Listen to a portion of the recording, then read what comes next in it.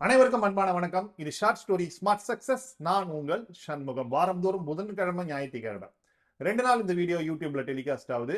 முழுவதுமாக பாருங்கள், உங்களுக்கு பிடிக்கும். லைக் பண்ணுங்க, மற்றவர்களுக்கு ஷேர் பண்ணுங்க. இந்த வீடியோ குறித்த கருத்துக்களை கமெண்ட் பண்ணுங்க. ஒரு 50 வீடுகள் இருக்கக்கூடிய ஒரு பிளாட்ஸ். அந்த பிளாட்ஸுக்கு ஒரு காவலர், அவருடைய பேர் வந்து ராம்லால். நைட் வந்து 2:13 அந்த ராம்லால் அவருடைய சேர்ல உட்கார்ந்துருக்காரு. உட்கார்ந்துருக்கப்போ அவரையும் அறியாம தூங்கிட்டு இருக்காரு. அந்த செக்ரட்டரி, அவருடைய பையன், அந்த பிளாட்ஸ் உடைய செக்ரட்டரி, அவருடைய பையன் வந்து அந்த டைம் வந்து உள்ள நுழையிறார். நுழைஞ்சு பார்த்தா இவர் தூங்கிட்டு இருக்கிறத பார்த்த உடனே செக்ரட்டரி பையன் இல்ல, வீடியோ எடுத்துட்டார். வீடியோ எடுத்து அதை போடுறப்போ, நம்மை பாதுகாக்க வேண்டிய ஒருத்தர், நம்மளை சேவ் பண்ண வேண்டிய ஒருத்தர், அவருடைய கடமையை எவ்வளவு நல்லா செஞ்சுட்டு இருக்காரு பாருங்க அப்படின்னு சொல்லிட்டு ஒரு வாய்ஸ் போட்டு அந்த வீடியோவை அந்த வாட்ஸ்அப் குரூப்ல சர்க்குலேட் பண்றாரு. அந்த வாட்ஸ்அப் குரூப் ஃபுல்லா, அந்த வீடியோ ஃபுல்லா வந்து சர்க்குலேட் ஆனோடனே அந்த பிளாட்ஸ்ல இருக்கக்கூடிய நபர்கள் எல்லாருமே நிறைய கமெண்ட் போடுறாங்க. ஒருத்தர் வந்து சொல்றாங்க, முதல்ல இந்த ஆளை வேலையை விட்டு எடுத்துணுன்றாங்க, இந்த ஆளுக்கு உரிய பனிஷ்மெண்ட்டை கொடுக்கணுன்றாங்க, இது மாதிரியான ஆளை வந்து ஏஜென்சியில சொல்லி அவங்க கிட்ட இருந்து ஏதாவது அபராதம் வாங்கணும் அப்படின்றாங்க, என்னென்னமோ போடுறாங்க. காலையில 6 மணி அவரை வந்து கூப்பிடுறாங்க, ராம்லாலை வந்து கூப்பிடுறாங்க. அந்த செக்ரட்டரியுடைய ரூமுக்கு வந்து கூப்பிடுறாங்க. செக்ரட்டரி ரூமுக்கு வரும்போதே ராம்லால் வந்து ஒரு பயபக்தியோட பயந்துட்டே வந்து வராரு.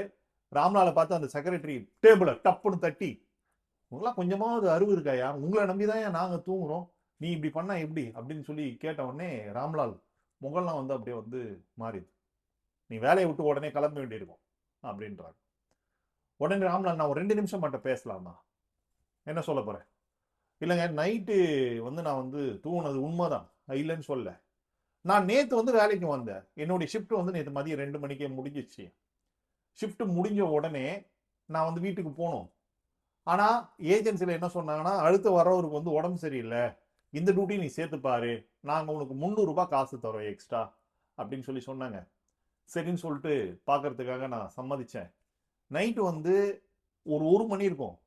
ஒரு 5-6 பேர் பின்பக்கம் காம்பவுண்ட் சேவர் வழியா நம்ம பிளாட்ஸ் உள்ள நுழையிறதுக்காக பார்த்தாங்க. அவங்கள போய் விரட்டிட்டு வந்தேன்.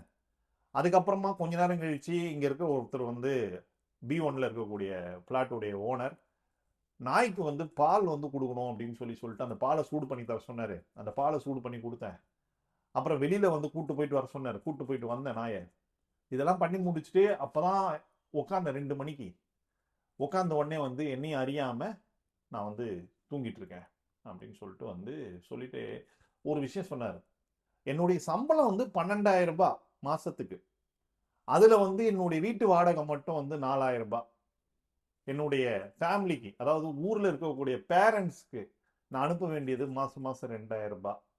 மீதி இருக்கக்கூடிய காசை வச்சுதான் நானு, என்னுடைய ஃபேமிலி, ஒய்ஃபு, பசங்க 2 பேர், இவங்களெல்லாம் வந்து பார்த்துக்கணும். என் பையன் வந்து பெரிய பையன் 9வது படிக்கிறான். அந்த பையன்கிட்ட நான் ஒரு வார்த்தை சொல்லுவேன் எப்பவுமே, நீ வந்து நல்லா படிடா, ஒருவேளை நீ சரியா படிக்காம விட்டுட்ட அப்படின்னா யாரோ ஒருத்தருடைய வீட்டு வாசல்ல அவங்க தூங்குவாங்க, நீ காவல் காக்க வேண்டியிருக்கும் அப்படின்னு சொல்லிட்டு சொல்லியிருக்கேன் அப்படின்னு சொல்லிட்டு ஒரு மாதிரி கண்ணெல்லாம் வந்து கலங்கி வந்து பேசினார். பேசி முடிச்ச உடனே தான் அந்த பிளாட்ஸ்ல இருக்கிறவங்களுக்கு எல்லாம் வந்து ஒரு விஷயம் வந்து புரிஞ்சுது. இவர் இவ்வளவு கஷ்டப்பட்டுட்டு இருக்காரு அப்படின்னு சொல்லி புரிஞ்சுது. கடைசியா ஒரு விஷயம் வந்து ராம்லால் வந்து சொல்றாருங்க. இந்த உலகத்திலேயே வந்து மனிதர்கள் இயந்திரங்கள் கிடையாது, மனிதர்கள் மனிதர்கள் தான், மனிதர்களுக்கு உணர்ச்சிகள் இருக்கு அப்படின்னு சொல்லிட்டு நான் வேலையை விட்டு போனேன்னா போயிடுறேயா அப்படின்னு சொல்லிட்டு சொன்னார். உடனே அந்த அசோசியேஷன்ல இருந்தவங்க எல்லாருமே, இல்ல இல்ல நீ போவத வேலையை விட்டு, நாங்கள் உன்னை ஒரு சக மனிதனாக மதிக்கிறோம் அப்படின்னு சொல்லிட்டு அவனை வந்து வீட்டுக்கு வந்து அமுச்சு விட்டாங்க. மறுநாள் காலையில அந்த அபார்ட்மெண்ட்ஸ்ல ஒரு போர்டு இருந்தது. அந்த போர்டில் என்ன போட்டு இருந்தது அப்படின்னா, இனிமேல் கண்டிப்பாக காலையில ஒருத்தர், நைட்டு ஒருத்தர், 8 மணி நேரம் தான் ஷிஃப்ட் அப்படின்ற மாதிரி வந்து போட்டு இருந்தது. அது மட்டும் இல்லாம அந்த காவலாளிக்கு 18,000 ரூபாய் சம்பளம் அப்படின்னு சொல்லிட்டு வந்து பிக்ஸ் பண்ணியிருந்தாங்க. இது எதுக்காக இந்த விஷயத்த வந்து நான் வந்து ஷேர் பண்றேன் அப்படின்னா, நம்மளுடைய வாழ்க்கையில ஒரு சில நேரத்துல நம்ம ஒரு இன்சிடென்ட்டை பார்ப்போம். அதை பார்த்தோன்னே நம்ம பயங்கரமா கோவம் வரும். அந்த செக்ரட்டரியுடைய பையனுக்கு எப்படி கோவம் வந்ததோ அது மாதிரி நமக்கும் வந்து பயங்கரமா கோவம் வரும். அந்த நேரத்துல என்ன முடிவு பண்றோம்னு தெரியாது, என்ன பேசணும்னே தெரியாது, என்ன நினைக்கிறோம்னே தெரியாது. அவங்க யாரு அந்த விஷயத்த நமக்கு பிடிக்காத ஒரு விஷயத்த பண்ணியிருக்காங்களோ அவங்கள பத்தி என்னென்ன பேச முடியுமோ என்னென்ன சொல்ல முடியுமோ அவ்வளோ வந்து பேசுவோம். ஆனா அது மாதிரி நடந்ததுக்கு ஒரு காரணம் இருக்கும். அந்த காரணத்தை கேட்டாதான் தெரியும், பேசினாதான் புரியும். சரிங்களா? அதால எப்பவுமே சரி, உங்களுடைய வாழ்க்கையில நீங்க உங்களுக்கு எதிர்க்க நீங்க ஒருத்தர்கிட்ட ஒரு விஷயத்த எதிர்பார்க்குறீங்க, அந்த விஷயம் நடக்கல, ஏதோ ஒரு விஷயம் தப்பாயிடுச்சு அப்படின்னா அதுக்கு உடனடியாக ரியாக்ட் பண்ணாதீங்க. ஃபர்ஸ்ட் விஷயம்.